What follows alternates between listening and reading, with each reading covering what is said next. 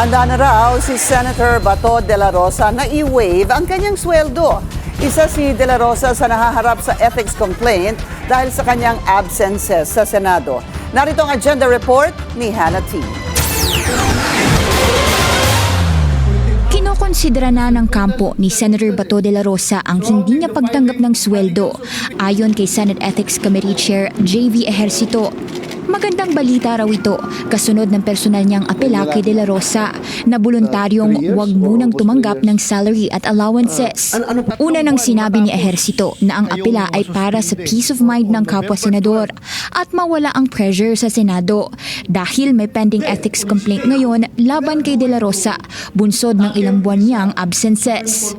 Ba? Para namang parang pag-uusapan na raw nila. Sir, ano yung consider nila?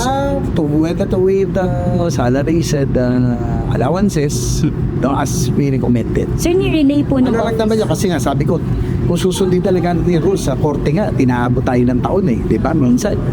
Kasi kung susundin mo talaga yung rules, medyo matagal talaga, tedious yung process. Sinabi na rin ni Ejercito noon na pwedeng madismiss ang reklamo laban kay de la Rosa kung hindi na muna siya tatanggap ng sweldo.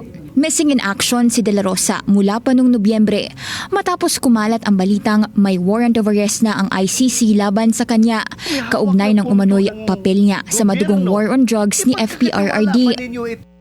Nasa siyam na ethics complaint ang nakabinbin dito sa Senado. Majority o lagpas kalahati sa mga ito kulang daw sa form and substance, kaya ibabalik ang mga ito sa mga complainant.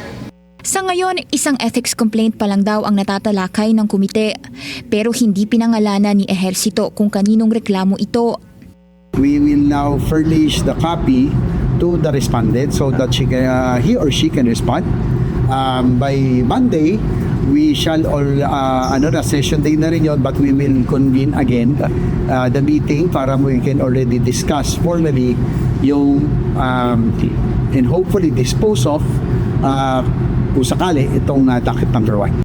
Hindi pa nilalantad sa ngayon kung sino-sino sa mga senador ang nahaharap sa ethics complaint.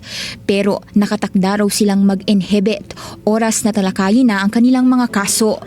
Para sa agenda, Hannah T. Billionario News Channel. Mag-follow sa aming mga social media accounts at mag-subscribe sa aming YouTube channel para sa pinakahuli at eksklusibong mga balita.